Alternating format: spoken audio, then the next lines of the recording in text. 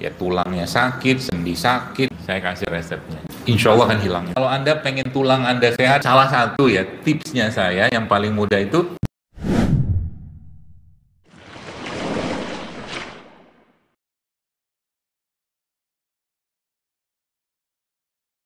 bagian yang paling menopang dari berat badan kita ini adalah tulang kita sebenarnya, kaki terutama.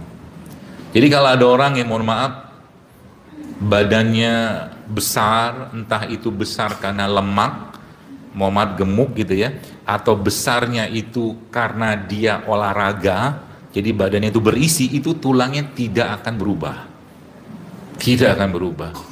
Jadi tulang itu nanti Bapak Ibu sekalian, jamaah sekalian, yang menguatkan dia dan yang mengunci dia itu adalah ya ototnya itu, ya kayak misalkan begini nih, ada ototnya di sini, tiap otot itu nanti akan nempel di ujung tulang ini untuk menjadi, kita sebutnya tendo sebenarnya. Urat, kalau orang awam bilangnya urat, tapi bukan urat sebenarnya, tendo. Saya pakai bahasa tendo aja. Jadi tendo itu kan ngumpul di ujung-ujung tulang itu, dibungkus lagi sama Allah dengan daging atau otot lagi. Untuk gerakin apa? Gerakin ini nanti itu di sini. Jadi ada tendonya gitu loh. Geraklah dia. Yang merintah siapa? Ini. Gitu. Nah, maka cerita atau bab tentang tulang dan sendi ini tidak lepas, maka urusannya dengan apa? Dengan beban. Beban. Oke, bukan beban lemak, bukan, beban hidup. Banyak betul dipikirin sama dia, banyak betul ya, apa-apa dipikir, ini dipikir, semua dipikir. Akhirnya yang menderita siapa? Tulangnya. Ya, orang mengenalnya dengan rheumatoid arthritis lah, rematik lah, osteoporosis lah. Padahal itu sebenarnya yang terjadi apa? Beban hidup. Gitu. Saya ngomong gini ngasal-ngasal, enggak juga. Dari apa yang saya dapatkan dari pengalaman saya, belajar saya, emang ujung-ujungnya dia beban. Gitu. Beban yang enggak kelar-kelar, enggak diselesaikan. Akhirnya terjadi apa? Yang jadi korban adalah ototnya, tulangnya, sendinya. Tadi saya mikir ini kajian yang datang mungkin pakai tongkat semua, mungkin saya pikir. Tadi ada beberapa yang datang pakai tongkat, keluar mobil ngeluarin tongkat gitu kan. Tanya aja yang pakai tongkat itu, atau yang sakit sendi atau tulangnya, tanya aja, wallah pasti ada yang dipikirin. Pasti, nggak mungkin nggak ada. Pasti. Nggak, pikiran ini Bapak sekalian bukan, ya hidup memang harus mikir, tapi maksud saya itu pikiran yang terus menerus dia nggak bisa selesaikan dan harusnya diselesaikan. Contoh mungkin mikirin anak di luar kota, mikirin anak lagi di pondok, mikirin suami, dipikirin semua, padahal ngapain dipikirin terus menerus, kan jadi sakit sendiri, ya jadi beban ya tulang dan otot tadi itu ya makanya dalam hal ini ya yang tadi saya sampaikan itu berarti apa yang harus pertama kali saya lakukan? Dilepasin dulu tuh pikiran. Pertanyaan berikutnya, caranya gimana? Gitu. Caranya gimana? Ya terserah, Anda punya cara masing-masing. Tapi maksudnya salah satu ya tipsnya saya yang paling mudah itu, cobalah dijadwalin untuk Anda ya jamaah sekalian tuh punya me time.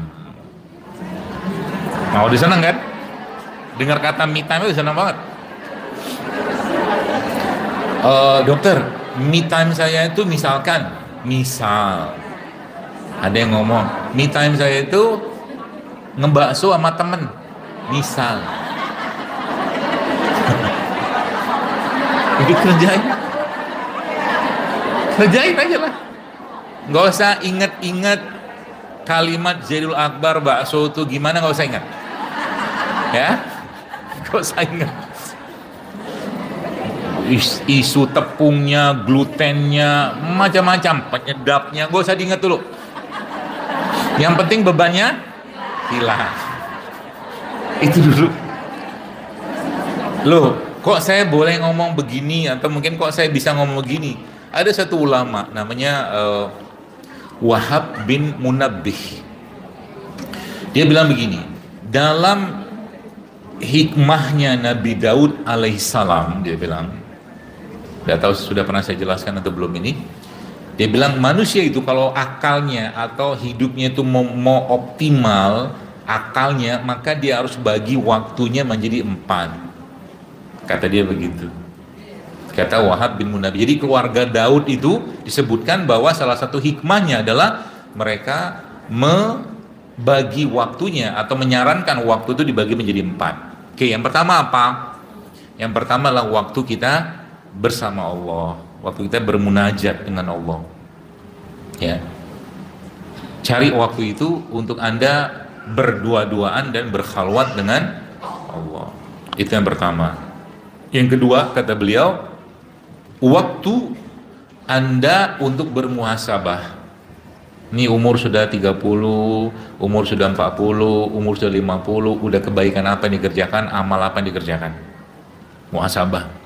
Jangan sampai ya hidup gitu-gitu doang. Meskipun sebenarnya wanita itu, ya perempuan itu mudah banget masuk surga. Mudah ya, bukan banget lah, mudah. Dimudahkan Allah untuk masuk surga. Iya benar. Anda tidak perlu puasa sunnah. Anda tidak perlu tahajud. Anda tidak perlu sodako. Cukup kerjakan amalan wajib saja. Urus suami, jaga kehormatannya, urus anak. Kata Nabi SAW apa? Dia bisa masuk dari 8 pintu surga itu dari manapun. Modal itu doang. Mudah kan? Mudah. Tapi iblis nggak mau.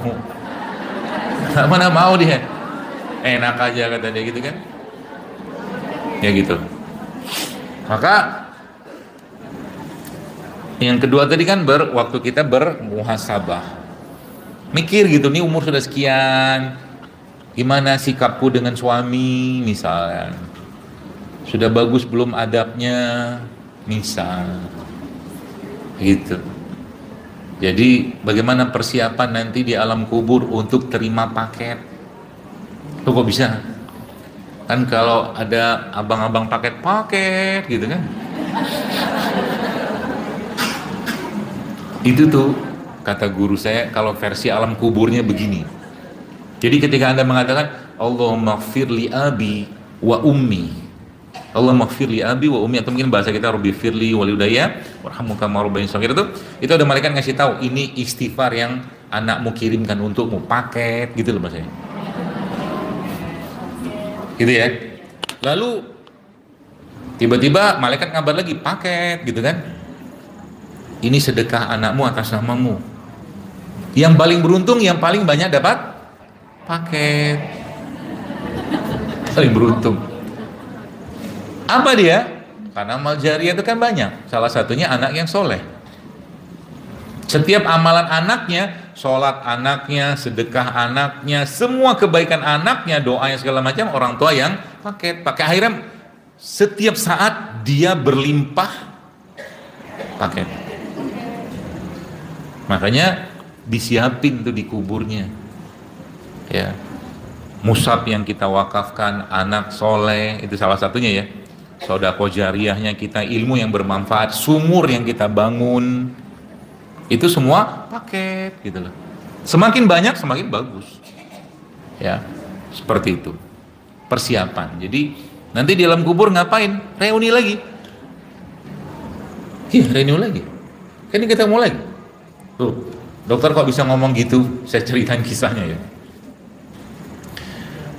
Hari H-1 sebelum Utsman bin Affan radhiyallahu anhu itu dibunuh oleh Khawarij di waktu maghrib kurang lebih itu, malamnya kan Utsman bermimpi. Apa mimpinya? Utsman bertemu dengan Rasul. Ada Abu Bakar di situ, ada Umar di situ. Nabi bilang apa sama Utsman? Ya Utsman, besok engkau akan berbuka bersama kami. Jadi kehidupan dalam kubur itu seperti apa? Ya, kayak kita ini juga lah, cuman nggak ada jasad, itu aja. Tidak terbatas. Sehingga sekarang kita bersolawat kepada Nabi SAW, sepersekian detik langsung sampai ke beliau. Begitu, kehidupan ruh itu kayak begitu. Di sana mereka ngapain? Saling berkunjung. Jadi aslinya kematian itu bukan sesuatu yang menakutkan. Karena toh kita akan bertemu dengan zat yang paling kita cintai. Ya, yaitu Allah. Apa indahnya hidup di dunia? Gak ada indah-indahnya. Wallah, gak ada indahnya. Gak ada indah-indahnya hidup di dunia. Wallah. Sampai Nabi bilang apa? Dibandingkan dengan bangkai anak kambing saja, ini gak ada apa-apa di dunia ini. Coba. Subhanallah ya. Makanya lagi-lagi ya kita lupa. Kadang-kadang kita lupa definisi kebahagiaan itu apa. Beda bahagia sama senang aja kita nggak tahu. Nggak tahu, belum tahu. Ya nggak usah saya kasih tahu lah nanti kapan-kapan. Apa beda bahagia sama senang? Ada orang nih beli mobil baru, rumah baru, anaknya wisuda, apalah segala macam. Itu bahagia apa senang? Senang apa bahagia? Oke. Sebulan mungkin yang wisuda itu 4 tahun, 5 tahun, 6 tahun kuliah wisuda tuh. Berapa hari senangnya? Hari berikutnya udah pusing dia, mau kerja di mana kan gitu. Oke, itu senang. Artinya senang itu biasanya dikaitkan dengan sesuatu yang hubungannya dengan materi, fisik, gitu-gitu aja.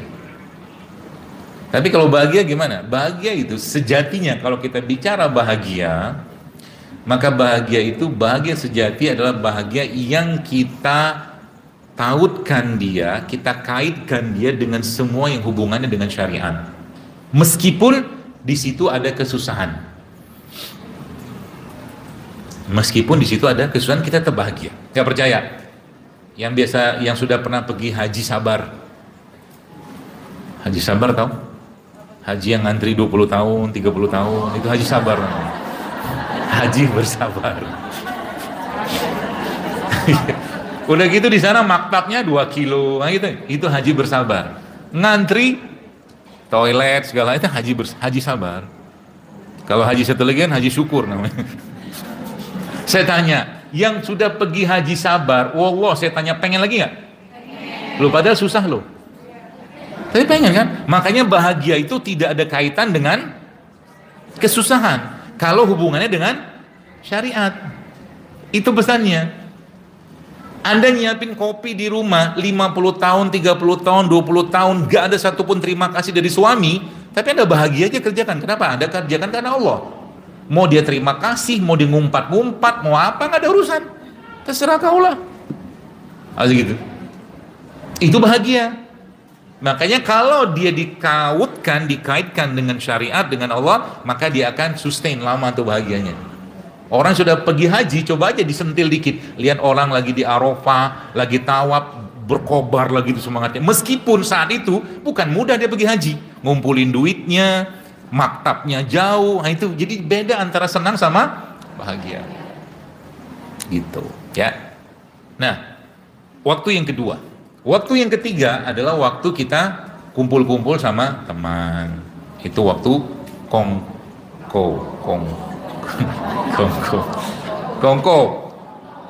Ya, King Kong. Ya, waktu kumpul-kumpul sama teman, tapi temannya juga harus milih-milih. Jangan teman toksik.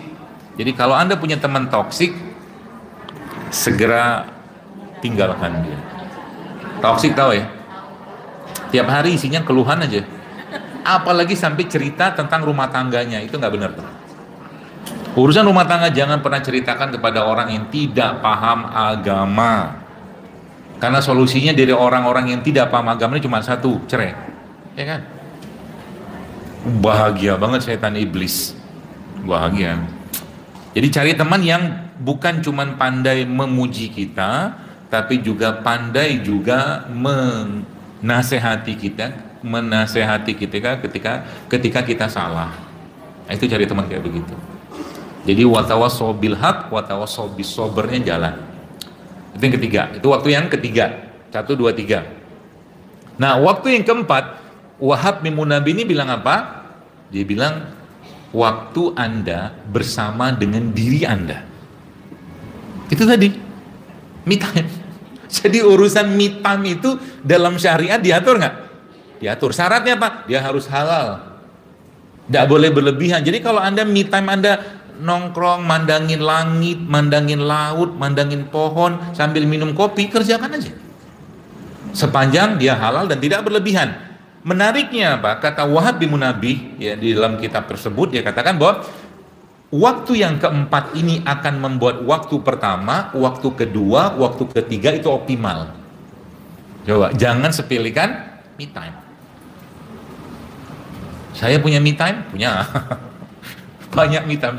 Saya punya banyak emergency exit untuk mengubah suasana hati saya. Kalau sudah lagi serandom-randomnya kalau ya, kacau. Tapi cek balik dia cepet. Karena emang saya nggak mau lama-lama sedih. Saya nggak mau lama-lama hati itu nggak nyaman, karena saya nggak mau. Urusan saya banyak, amanah saya banyak, tanggung jawab saya banyak begitu. Sehingga apa?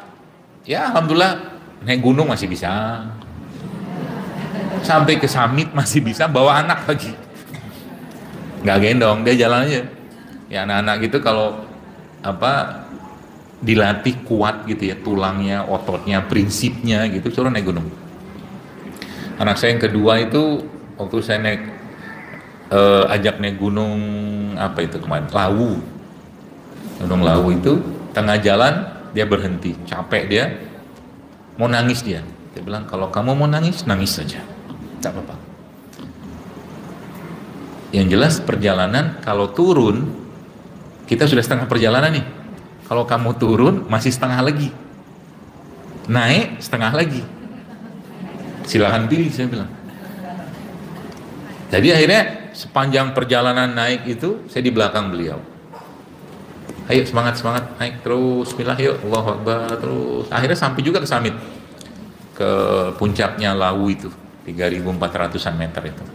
Sampai di atas hilang semua capeknya, nah gitu. Jadi dibuang tuh beban-bebannya gitu kan. Ya memang biasa kalau habis naik 3 hari tuh kemengnya minta ampun. Standar lah itu, tidak apa-apa. Ini teman-teman lagi mau naik Rinjani lagi nih ya. Kalau naik Rinjani itu harus bermalam 2 malam di sana. Dan karena naik gunungnya bareng sama saya, akhirnya biasa orang naik gunung kan makanannya gitu-gitulah kan, mie instan segala macam. Saya bawa sendiri, telur saya bawa, telur rebus kan cukup tuh buat seharian. Saya masak berapa, hampir 15-20 butir telur rebus. Kemudian saya bawa kentang yang sudah dikukus. Di sana tinggal saya masukin bumbu, black pepper apa gitu, udah makanlah kita di atas. Gitu, daripada makan mie instan. Sehingga naik gunung pun makannya sehat. Kayak gitu. Jadi masya Allah ya, itu beban. Jadi poin pertama yang saya mau jelaskan kepada Anda, ibu-ibu sekalian, jamaah sekalian adalah buang deh bebannya, nggak usah dipikirin keterlaluan itu dulu. Dan carilah emergency exit Anda. Percayalah, pengobatannya akan jauh lebih mudah, percayalah. Kalau Anda yang biasanya, saya tuh senang banget kalau jalan-jalan di pantai, pergi jalan di pantai. Atau mungkin, ini kalau saya, kalau mau ikutin juga nggak apa-apa. Ngobrol sama pohon gitu. Kan mereka tuh makhluk hidup kan? Coba aja dikerjain. Ketawa sendiri. Nabi pernah ngomong nggak sama tumbuhan? Nah, Gunung Uhud aja diajak ngomong sama Nabi. Kan gitu kan? Kata Nabi apa? Tenanglah wahai Uhud, kata Nabi. Gunung diajak ngomong. Pohon kurma. Ada kan kisahnya kan, Nabi itu berapa lama pakai mimbar yang ada pelepah kurma di situ, dan Nabi pakai terus. Lalu ada sahabiah yang menggantikan itu dengan bikin mimbar buat Nabi. Yang terjadi apa? Itu pelepah atau pohon kurma itu nangis sejadi-jadinya. gara-gara Nabi nggak pakai dia lagi. Subhanallah. Riwayatnya sahih itu. Sampai sahabat tuh dengar bunyi sesegukan, coba, subhanallah. Nabi bilang apa? Itu pelepah atau pohon kurma yang menangis karena aku nggak pakai dia lagi. Coba. Sampai akhirnya Nabi nenangkan dia. Pohon itu ditenangkan oleh Nabi sallallahu alaihi wasallam. Makanya ngobrol sama pohon itu nggak apa-apa. Toh dia makhluk hidup juga kan? Apa kabar on? Gitu kan? Panggilan sayangnya pohon on gitu kan? Atau oon, atau apa kabar popoh gitu kan? Oh, ngebayangin aja dia ketawa sendiri kan? Kadang-kadang kalau saya pas lagi pagi-pagi habis sholat subuh jalan pagi gitu kan, saya sapa-sapa tuh daun-daun, apa kabar, sehat ya? Bye-bye ya. Tapi usahakan jangan ada Satpol PP. Khawatir nanti Anda diangkut. Sendiri aja. Me time. Apa-apalah. Kucing, coba lihat. Kucingnya sering ngomong kan? Apa paham? Paham dia. Ada beberapa yang paham. Pokoknya nanti jangan diambil ya ikan di meja itu. Ngangguk-ngangguk dia. Ada beberapa. Terus kalau yang ada beberapa video itu kan ada kucingnya lagi ngambil apa gitu sama dia, diilustrasikan ada boneka kucing digini-gini sama dia. Akhirnya kucingnya batal ngambil ikan. Gitu-gitulah. Ngapain susah-susah dipikir-pikir, nanti tulangnya beban, sendinya beban. Ngapain? Ya. Dan itu memang nggak mungkin bisa dilepaskan, nggak bisa. Karena kalau kata guru saya itu, ya orang-orang yang dengkulnya, kakinya itu sakitnya luar biasa dengan berbagai macam beban itu seperti ada gajah di sini, kata beliau. Caranya gimana? Gajah turunin gajahnya. Caranya gimana? Bisa sebenarnya, ya asal mau aja. Contoh, kepikiran anak di pondok, misal, nanti makannya gimana ya? Kan beban tuh. Nanti cukup dengan kalimat-kalimat yang berazaskan tauhid dan akidah kepada Allah, tenanglah kita. Contoh, ya Allah, aku titipkan anakku di sana kepadamu. Uruskanlah makanannya dia. Uruskanlah temannya dia yang baik-baik. Uruskanlah semuanya, pakaian semua. Pasti Allah urus loh. Asal kita yakin aja. Percayalah. Sehingga kita nggak beban. Suami keluar kota segala macam, ya sama juga. Itu caranya. Jadi ketika ada sesuatu yang membuat beban dalam pikiran kita dan akhirnya ya tulangnya sakit, sendi sakit, segala macam, jalan nggak kuat, cara paling mudah menumpahkannya itu dan membuat gajahnya jatuh, caranya gimana? Sujudin aja, sujudin. Jadi lagi waktu sholat sunnah gitu ya, entah Anda sholat duha, entah sholat mutlak gitu ya, lamain sujudnya. Wallah, lamain sujudnya.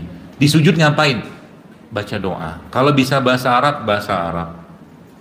Doa-doa Quran pun yang Anda hafal, Rabbana atina, dengan niat bukan untuk membaca Quran di sujud, karena nggak boleh baca Quran di sujud. Anda niatkan untuk membaca doa saja, silakan aja. Rabbi inni lima anzalta ilayya min khairin fakir. Atau mungkin doanya Nabi Yakub, ya, doa Nabi Yakub itu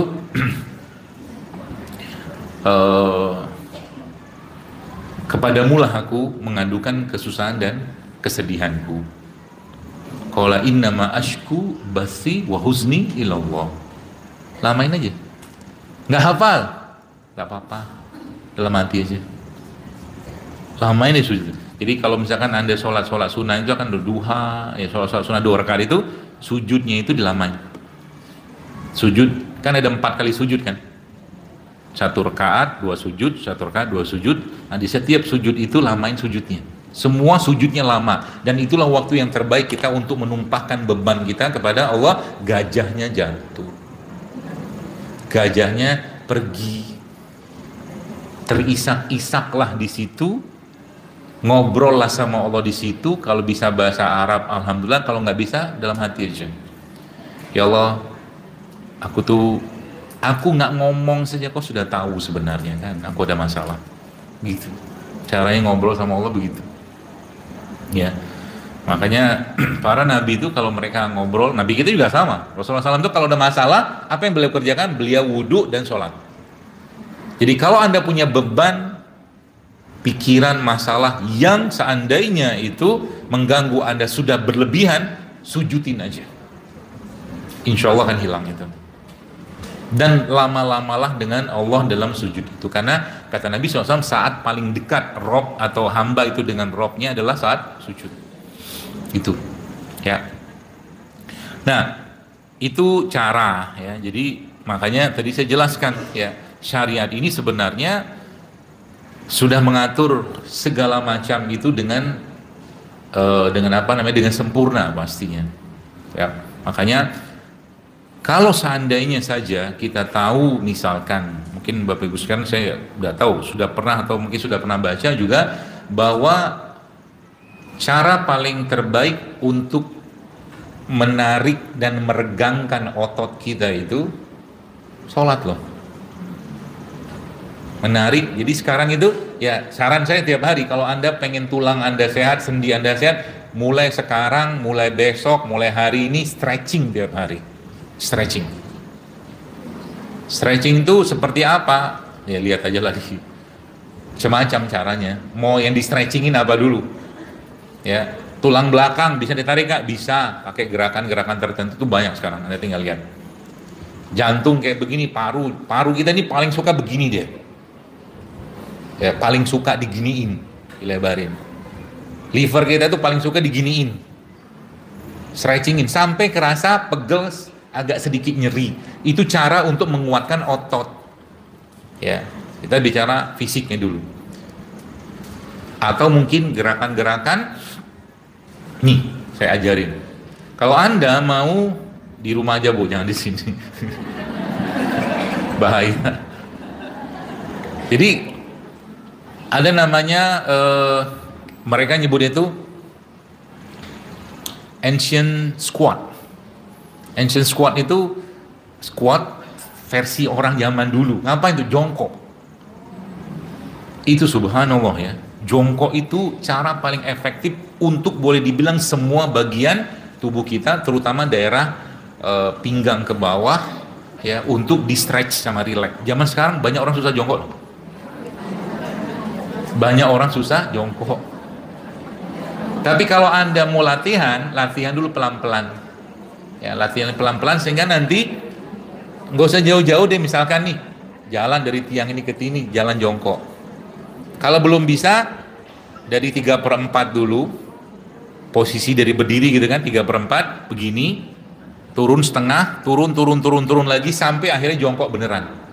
Itu Pak Bu, subhanallah, akan membuat pinggang, ya panggul, otot-otot di bagian bawah ini akan kokoh banget. Saya udah lama dapat pelajaran itu sebenarnya dari seorang ya teman saya, di seorang coach personal trainer gitu. Dia bilang, coba dok dirutinin jongkoknya tiap hari, jalan jongkok. Kalau belum bisa jalan, jongkok aja dulu. Itu sebabnya sebenarnya salah satu kaidah atau cara paling mudah untuk menguras isi pencernaan kita itu lebih baik kalau Anda bisa, maaf, BAB-nya jongkok, itu lebih baik daripada BAB-nya duduk. Kalau duduk ya, supaya ada tekanan, kan dia butuh tekanan di sini tuh. Maka nanti coba kalau di rumah kloset duduk ya, beli itu ada satu dudukan kaki. Jadi nanti posisi kaki kita tuh begini nanti. Jadi kita duduk gitu ya, nanti kaki di situ. Jadi nanti posisinya tuh kayak begini dia. Ininya sudutnya itu tuh. Karena dia begini kaki kita. Itu ada tuh kayak bangku khusus yang ngelingkari bagian bawah kloset. Itu oke untuk nguatin daerah otot bagian bawah. Ya. Kemudian apa lagi yang kita bisa lakukan, Bapak Ibu sekalian, untuk menguatkan sendi-sendi sama tulang kita ini? Berjemur. Berjemur. Apalagi berjemurnya kalau Anda di rumah ada halaman ya, yang sebelum berjemur itu Anda olesin badan Anda dengan minyak zaitun. Bukan sunscreen. Ini kulit ini semakin banyak paparan mataharinya, dia akan semakin coklat. Itu anunya, melanin apalah namanya itu tuh, yang semakin kuat kalau ketemu matahari. Jadi kalau saya pribadi ya agak kurang sepakat dengan sunscreen kalau saya. Ya, nanti diomelin sama dokter kulit. Nanti kan macam-macam tuh omongannya. Kan bolong matahari segala macam. Saya kadang-kadang mikirnya kalau begitu ya paling banyak kena kanker kulit ya petani. Kadang-kadang di sawah nyangkul nggak pakai baju, tapi nggak kena kanker tuh mereka. Biasa aja. Ya, coba lagi dilihat tuh isinya apa, sunscreen kayak begitu. Daripada Anda pakai begitu, mendingan Anda pakai yang alami. Anda olesin VCO, Anda olesin minyak zaitun. Habis itu matahari masuk, manasin itu masuk dia ke kulit, jadi kulitnya jadi kencang karena vitamin E-nya, antioksidannya itu jauh lebih bagus, dan nguatin tulang juga karena minyak zaitun itu salah satu minyak yang sangat powerful, sangat baik dalam menguatkan tulang. Gitu. Minum minyak zaitunnya, tapi bukan minyak zaitun yang dipakai buat urut. Minyak zaitun beneran.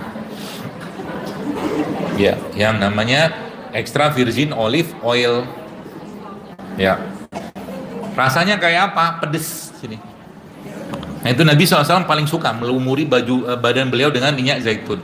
Nanti kalau pagi-pagi masih ada waktu, misalkan matahari masih ada tuh, lumurin aja. Atau sore juga nggak apa-apa. Ya 15 menit, 20 menit sambil berjemur ya. Kalau tempat-tempat yang ada mau lepas jilbab dengan kondisi aurat terjaga di rumah, lebih bagus. Ya rambutnya dikasih zaitun, semua gini dibasahin. Iya, Nabi ngerjain itu soalnya. Ya, zaitun itu salah satu minyak yang paling bagus untuk rambut karena dia melembabkan kan. Jadi kalau orang pakai sabun kemudian kering, atau pelembabnya minyak zaitun. Ya itu. Jadi tadi sholat ya, benerin sholatnya, kemudian ada matahari ya. Dan sebenarnya ada banyak bahan-bahan yang Allah ciptakan itu yang pada akhirnya itu menguatkan menguatkan otot dan tulang kita. Apa saja ya? Paling mudah ya. Saya akan sebutkan beberapa di sini.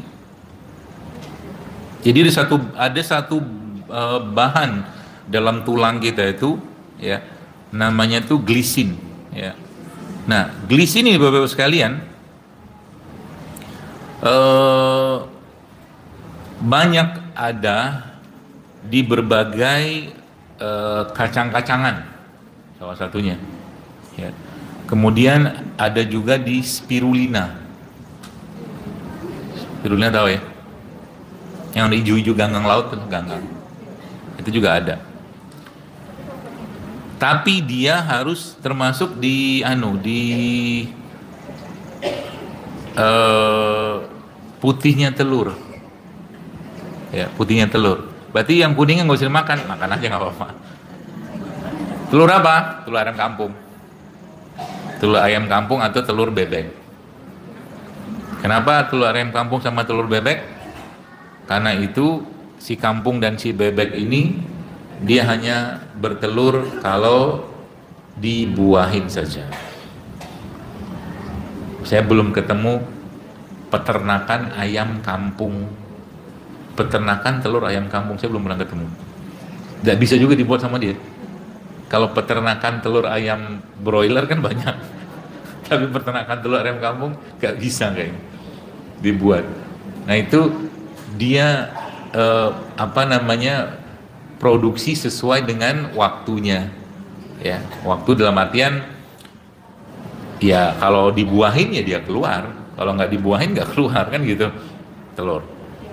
Nah, lalu bagaimana caranya lagi Bapak Ibu sekalian kita meningkatkan itu ya? Tadi mungkin di luar tadi mungkin tadi saya cerita jongkok tadi itu ya. Sebenarnya yang paling bagus ya kalau ibu-ibu sekalian, mohon maaf yang sudah ada keluhan-keluhan di situ, tapi saran saya tanya atau konsultasikan ke ahlinya ya. Itu yang paling saya sangat sarankan tuh adalah latihan beban. Latihan beban. Jadi misal tangannya sudah mulai, karena usia 40 tahun, jadi usia 40 tahun ke atas itu sudah mulai terjadi namanya sarkopenia, penyusutan otot. Nah, penyusutan otot ini mengecil ototnya itu bisa dicegah dengan cara dia latihan beban.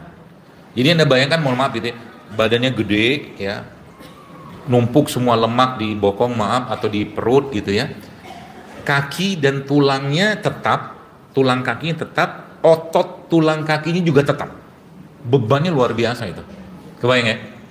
Jadi dia menahan beban di atas itu dengan kondisi si kaki ini dengan tulang dan ototnya itu ototnya terutama yang tidak kuat dan tidak bertambah, maka pasti akan terjadi tumpuan-tumpuan di tempat-tempat yang biasa ditumpu, yaitu di dengkul biasanya.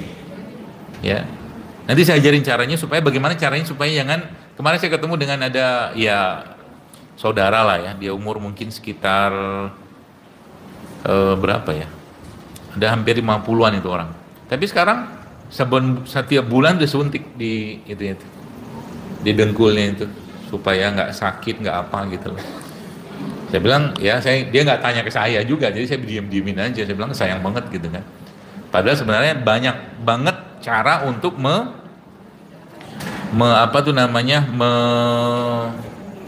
mencegah itu, atau membuat, kalau orang bilang kan pelumas sendi kan. Pelumas sendinya itu berkurang. Biasanya kalau udah parah banget apa yang terjadi? Operasi. Dan kalau sudah operasi, ya semua yang sudah sintetik itu tidak mungkin sama kayak asli lah. Makanya jaga baik-baik dengkul ini. Pesan saya ya, ibu-ibu sekalian, apalagi yang sudah mulai masuk ke masa menopause, Anda itu kuat. Nah, maksudnya gini, wanita itu kuat karena jantungnya kuat, ototnya kuat, tulangnya kuat gara-gara estrogen. Estrogen itu apa? Hormon wanita. Seiring dengan umur, si wanita ini hormonnya akan berkurang. Oke. Apalagi makanan yang dikonsumsi, misal nih, makanan yang sangat tinggi gula. Ya. Misal nih, roti putih, gula putih, ya, itu akan cepat sekali menguras kalsium di tulang. Jadi hati-hati ya, bagi yang penggemar terigu olahan ya, itu akan cepat banget mengurangi densitas atau massa otot ya. Pertanyaannya kan, terus bagaimana saya bisa tetap baik dengan kondisi estrogen yang berlimpah gitu kan? Kan pertanyaan kan gitu kan? Jawabannya simpel, estrogen itu hormon kasih sayang. Maka tumbuhkanlah terus ya sifat kasih sayang itu dalam diri kita. Bahasa itu kalau jadi perempuan, jadilah perempuan beneran yang penuh dengan kasih sayang. Nah gitu. Seperti itu ya. Nah itu yang secara emosional. Kalau secara itunya gimana? Yang bisa memberikan support buat estrogen itu banyak banget. Minyak zaitun bisa, semua minyak-minyak kan bisa. Minimal Anda ingat duanya aja. Yang satu minyak zaitun, yang kedua VCO. Minum tuh tiap hari. Ya, zaitunnya satu, misalkan 1 sendok makan, VCO-nya 1 sendok makan, itu ya insya Allah minimal kejagalah tuh tulangnya ya. Kemudian apalagi yang kita bisa lakukan untuk menjaga itu? Beberapa jenis biji-bijian yang mengandung fitoestrogen. Contohnya apa? Kacang kedelai. Kacang kedelai itu bagus tuh. Kacang hijau itu juga bagus. Atau barley, biji barley. Nanti di browsing aja lah. Barley. Kalau orang Malaysia yang biasa pergi ke kedai atau nasi kandar di Malaysia, dia akan tahu tuh barley swam. Barley swam itu mirip kedelai dia, cuma bukan kedelai. Ya, putih dia. Kacang barley itu bagus. Ya, juga untuk fitoestrogen. Tapi saya tuh sebenarnya suka. Jadi kalau laki-laki nggak boleh dong makan kedelai atau kacang hijau, boleh. Cuman mendingan lebih banyak yang makan itu perempuan. Ya, cuman kalau beli kacang hijau, saya itu nggak tega makannya. Gulanya banyak banget, berlimpah ruah. Kalau dia bikin bubur kacang hijau tuh, jadi kalau saya makan, kalau pagi sepedaan apa gitu, mampir ke abang bubur itu tuh, kalau beli bubur kacang hijaunya, saya saring dulu. Saya taruh di mangkok gitu kan, saya tunggu lama, turun airnya, itu pun masih manisnya minta ampun. Ya. Atau ya paling enggak ya makan telur. Ya. Jadi ini resep nih, saya kasih resepnya. Jadi tiap hari itu Anda makan tuh VCO, ya 1 sendok 2 sendok lah ya. Minyak zaitun, ya. Terus gamat. Gamat tahu? Kalau bisa dapat gamat yang fresh lebih bagus. Ya, gamat itu nggak usah dimasak sebenarnya. Soalnya kita Indonesia ini kan hobi banget digoreng. Kalau Anda yang pergi ke daerah-daerah Tuban, daerah timur itu kan ada teripang, kerupuk teripang kan. Kita tuh semua digoreng aja, hobinya digoreng. Ya, ubi ungu yang juga salah satu sumber buat menguatkan estrogen, ya, yang dipakai oleh orang-orang di Jepang, sehingga mereka beberapa daerah Okinawa salah satunya itu punya apa ya, usia harapan hidup sampai 90 sampai 100 tahun. Itu mereka rutin banget makan ubi ungu. Ubi ungu. Kalau kita kan nggak makan, digoreng, dibikin keripik. Akhirnya rutin dia makan, dengar kajian Zaidul Akbar. Wah, kata Dr. Zaidul makan ubi ungu. Pergilah dia beli keripik ubi ungu. Lalu tiba-tiba cek berat badan kok jadi naik. Apa ceritanya? Nanti saya jelasin ceritanya. Ini kentang ukuran seginilah ya, kentang. Oke. Kentang ini saya kukus atau saya rebus lah.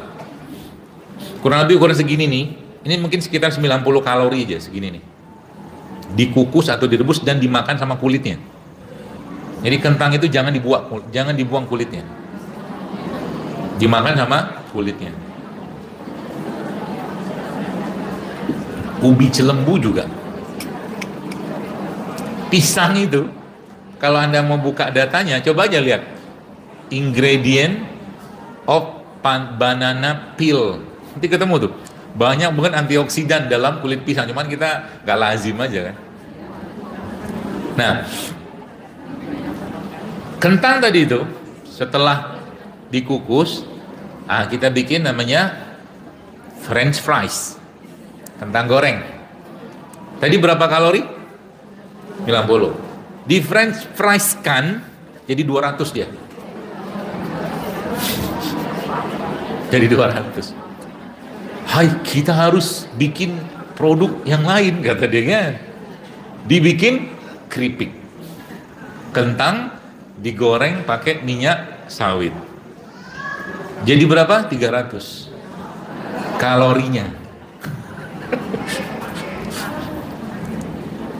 Kerupuk keriting itu yang sampai sekarang masih keriting dia, belum diluruskan. 6 kerupuk kulit itu, kalau Anda makan ya, ada orang makan gitu ya, itu subhanallah ya, sekitar 160 kalori itu. 6 kalau dia makan. Ada sih orang yang gila kerupuk gitu ya. Kata guru saya, kalau mertuamu itu tipenya introvert, maka kasih dia oleh-oleh kering-keringan.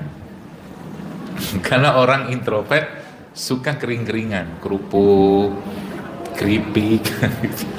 Kalau kata beliau, kalau orang ekstrovert sukanya basah-basahan atau bolu-boluan. Kata beliau gitu, saya percaya saja. Jadi makanya emang ada orang yang nggak suka kerupuk, sukanya bolu. Ada orang sukanya bolu nggak suka kerupuk. Semua itu juga tidak lepas dari kepribadiannya dia, kata beliau. Baik, tadi teripang tadi itu ya, gamat. Jadi gamat itu sebenarnya kalau ketemu nanti yang fresh, itu Anda kupas saja kulitnya, Anda potong-potong dadu, kasih garam, jeruk nipis, kasih cabai dikit, kasih bumbu, udah bisa dimakan tuh. Itu sumber kolagen yang sangat tinggi.